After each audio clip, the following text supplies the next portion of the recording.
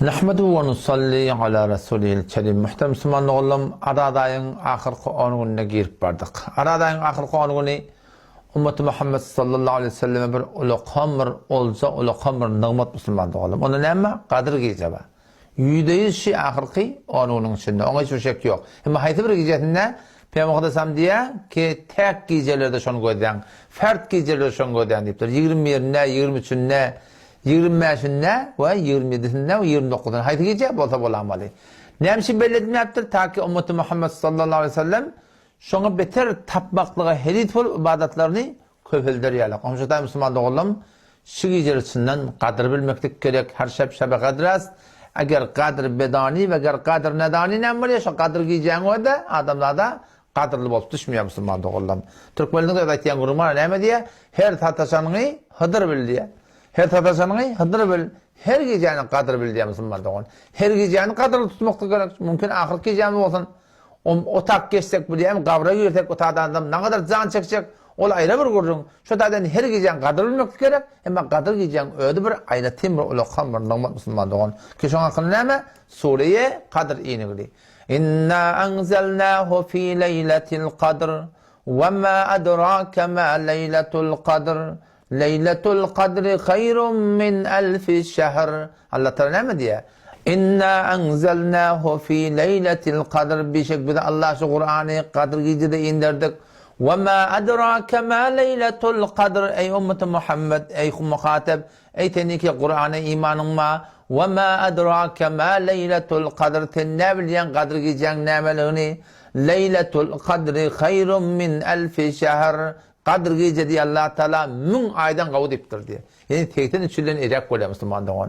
Ne için böyle bottur? Çünkü geçen umutlan ömrü beter ulak bottur diye. 1000 yaşaptırlar, 9 yaşaptırlar, 8 yaşaptırlar. Sahabeler kaygıdık keltiriyor Resulullah geçen umutlan şey yaşı ulakon. Bizim yaşımız az. Olan ibadetler beter kıyam olacak. Bizimki ne kadar az olacak diyelerine Allah tebarek ve teala tarafından şibir giyeceğim Müslümanlar bir de hediye edip verilmiştir. وَمَا أَدْرَاكَ مَا لَيْلَةُ الْقَدْرِ. Ne kadar erişi var? لَيْلَةُ الْقَدْرِ خَيْرٌ مِنْ أَلْفِ شَهَرٍ. 1000 aydan kavud ettir diye. تَنَزَّلُ الْمَلَائِكَةُ وَالرُّوحُ فِيهَا بِإِذْنِ رَبِّهِمْ مِنْ كُلِّ أَمْرٍ. Ferişteler şu gece gelecekler.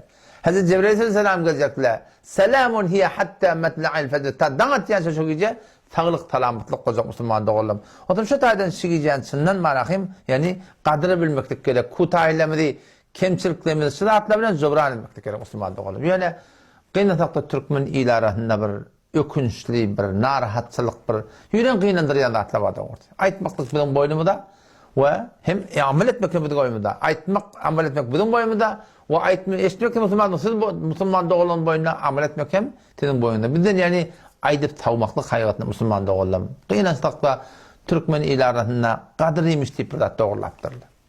Bir ölünmeli olsa burada kadriymiş deyip şu kadr gecelerine ortam marahim ne kadar her erkek kaçışıp saz, musiki, ork, caz, bezen, beraks, oyun çıkarıp yine burada edip ne kadar ulukonlaş kurup Müslüman oğlum. Heşte evvel gerini hatmeye markaj ta sonra yamin ve divar kesti.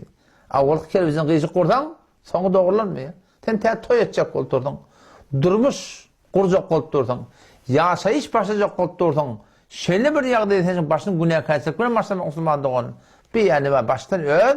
Yani var kâfeğini, öl var çanını kıyışık tutmak Müslüman doğun. Ondan şu taydan şeyle bir güneye kaçacak el çekeydi. Hatta o şunkun korona ki bir kaptırlan, baharsızlıkta bir kaptırlan Müslüman doğun. Toy harçları ağlardan kadar giymiş yeni burdat. Doğulaşma yeni burada deyip şıdatır Müslüman oğlum. Başardığımızdan yenilitmeli, başardığımızdan ağlatmaklık gerek. O şu tuğratında var akım şey kadriymiş deyip yeni burada deyip şıdatlar kıyınan da olu kamlı güneye kâtsizliğe tebep bulduğu. Eğer güneye kâtsizlik edilse de kıyınan da şu gecelerde olu kamlı mahrumiyet var. Yani bağın mahrum olmaklık. Bir gece 1000 aydan kavdiptir Allah Teala. Tekitini çillen erek ibadet eden gecen gece olacak şu bir gece biliyor musun? Ama şunla gelip bırakayım bir oturuşup kıyık çıkıp yine burada edip başka bir günah kaçıp olmadı Müslüman doğun. Şu zaten öyle kamil mahrumiyet. Ondan şu da Müslüman doğun zatları ayırmak gerek yani. Cavan doğularımız var. Şu mübarek kayda görüyorsan yüren ağrıya doğurdu var. Bakın vaktler boş geçiriyorlar. Cami Ramazan, birdat, futbol, voleybol, yine birdat deyip boş vaktları geçirmektik. Mın kaptanı Hudaydıkın gelip kumar koymaklık biliyor musun? Topun üstüne, haydi bir topunda futbol olsun, voleybol olsun. Şuna mene suarakayım, futbol desin üstüne gelip şu kıyık çiğdip şu mübarek gecerde Müslüman doğum. Bu da hatta bizim başımıza bela getirir Müslüman doğulam. Ağan kadir bile ilişki geceleri şeyle burada atladan göremiz çekeydi. Ne kadar Müslüman doğulamada var bilir akla. Kumar oynayan yanı rahatça otuyorlar. Günah etkilen yanı rahatça otuyorlar. Müslüman doğan teneler yüreğin doğurda olsa, niyetin doğurda olsa bar 140 ayet Huday Teala'nın kelamından okuy. Sure-i Nisa'dan Allah Tebarek ve Teala olar ki günah edip dururlar. Şu günah edip adam bile oturuyan adamla aynen şolardan aslan farkı yok diptir. وَقَدْ نَزَّلَ عَلَيْكُمْ فِي الْكِتَابِ أَنْ إِذَا سَمِعْتُمْ آيَاتِ اللّٰهِ يُكْفَرُ بِهَا وَيُسْتَهْزَأُ بِهَا فَلَا تَقُودُوا مَعَهُمْ حَتَّى يَخُوضُوا فِي حَدِيثٍ غَيْرِهِ diye Allah Teala. Ne mi diyor ettiği? وَقَدْ نَزَّلَ عَلَيْكُمْ فِي الْكِتَابِ bir de Allah şu Kur'an'la nazil ettik, hükmedik, koyduk. Ne mi hükmül? أن إذا سمعتم آيات الله يكفر بها ويستهزأ بها. Haydi bir deyken var ayartın. Buradan ne var yartın? Allah'ta yokmuştuk. Buradan ne şeriatın tersine kumar oynamaya duruyorlar. Şeriatın tersine oy çıkarmaya duruyorlar. Şeriatın tersine burada gözlemeye duruyorlar. Şeriatın tersine şuna mensuar rahim. Haydi bir günah hazır etmeyen duruyorlar. Allah Teala ne diye? فَلَا تَقُودُوا مَعَهُمْ şöyle bile oturmayın.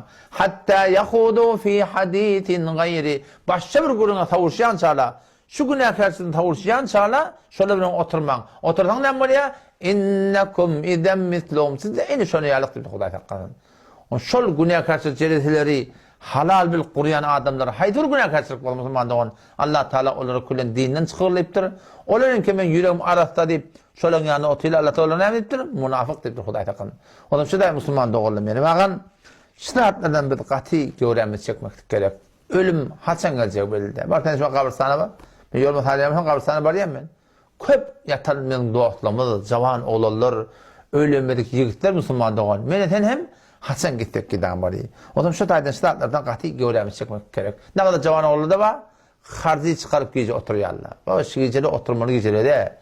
Gecede ibadet geceler, gece tenhayı geceler, gece gözün yaşını dökmeli geceler, gece Huday Teala yalvarmalı geceler, gece bir eleyak çermep de bir sından bir şunu ibadette geçirmek Müslüman doğan bir de gelişikliği yani. İbn Mesud radıyallahu anh ne mi diye? Sahabe-i Nebi Huday Teala ne mi diye? Geceler olan ne diye? Adamla geceler şöyle üç öylek boruyorlar diye. Bir gruha ne etiyerler diye? Yatyalla diye. Etiyen işleri yok. Bir gruhla diye hayri işin gidinden etiyerler. Bir gruhda ne mi şerri işin gidinden etiyerler diye. Onlar ki yatyalla olan ne öller hayretti ne olarak hayır irade oldu diye. Yatıptır da. Peyda etmektir, dert etmektir. Ne kadar adamı da var ne mi?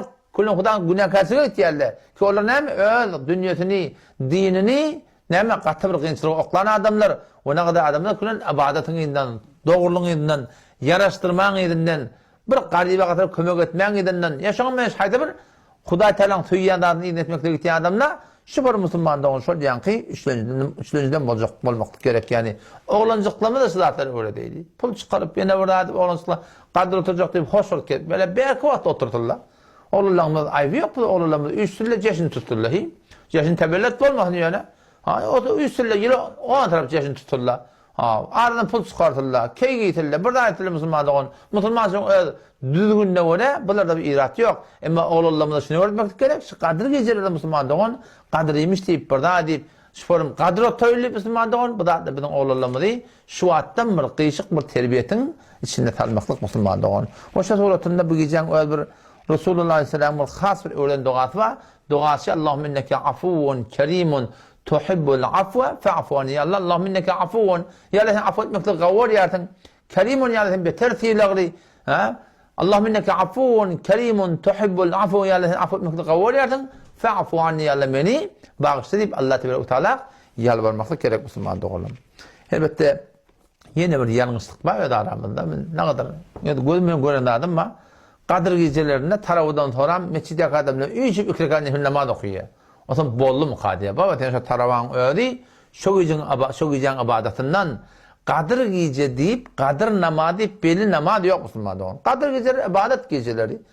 İbadet dilerinde de fakat namaz de. Ten şu gecede oturdu Kur'an okuy, oturdu zikret, oturdu kitap okuy, tesbih çek. Şuna mühendisler haydi bir hayri iş et. Emir ma'luf et. Git cavan oğulları tataş, dine çağır, diyanete çağır. Şulan hemmet Müslüman doğulam ibadet yani. İbadet değil ne dine var ahim yankı bir namazın kurunda. Ondan şu taydan Kadir Gece deyip bir belli bir namaz yok. Kadir Gece deyip falan okuymalı namaz yok. Şu gece ibadet gece değil. En 2 rekat nefil sünnet var, 2 rekat yapardı. Ertine namazın kıyalak. En son yalak. Avuk rekatında falan koşmalıyan kurun yok. Ne bakıyordun okuyamalı. Öyle ihtiyarı Müslüman doğun. Alhamdülillah sen ihtiyarın var. 5 tane kul huvallahu aş. 10 tane koş. Öyle halanın yarın par okuy. Bir par okuy Müslüman doğunum. Suretundan inşallah Teala ibadet etmek gerek. Allah temizliğe tevfik versin. Bir şuluk dünyada biliyor. Ve kime kattır Müslüman doğunum. Bu gecelerin bugün neden kadar Hasan belli biliyor musun? Hasan belli olur. Perşembe vardır buraya. Ya da babamda çarşamba vardır buraya. Çarşamba gün şu hiyaban mı şu hiyaban? Bir kadar kıymetli buraya. Yarım aşına uğraşıyorlar adamlar. Anırdır da berdur ettiyorlar. Zayını tanışmandılar. Hem berkun gözleyen adam yok. Kim atan şöyle biri otursa bile de otur diyecekler. Ama çarşamba o şöyle kadar kıymet tapıyor Müslüman doğan. Şu geceler şu günlerle haçan kadar kıymeti belli olacak. İnanın göz yımılanına kabra biz var ahim karşı gidemizde dar çukura tanımında sonra doğduğumuzda işecek ha. Acayip geceler geçiptir ha. Acayip günler geçiptir. Ne kadar vakti geçiptir. Boş geçiptir deyip ne kadar bir kıyınacak. Cenneti, bırak adamla cennete girer ne de kıyınayan yeri var diye. O da ne mi? Şol hayırlı işi ne kârrak etmektir. Ne falan atmayla geçiptir. Allah oraya bolmaptır deyip adam diye cennette şuna kıyınanmaklığı var ki ulakon otadan ama dereceleri var diye. Şurada Müslüman doğulam. Maksadımız ahiret tutuyla 5 yıl birden geçer. Hem dünyamızın hem ahiretimizin hoşluğunu emede dinle Müslüman doğun. Dinli yerler ne mi? La ilahe illallahu Muhammed Resulullah oraya yaşamaklık. Allah Teala'nın her bir hükmünü Resulullah sallallahu aleyhi ve sellem sünnetine mutabık amel etmekle önemli değil Müslüman doğun. Dini ve ihtiyarlar. Allah temizliğine tevfik versin. Vesselamu aleyküm ve rahmetullahi ve berekatuhu.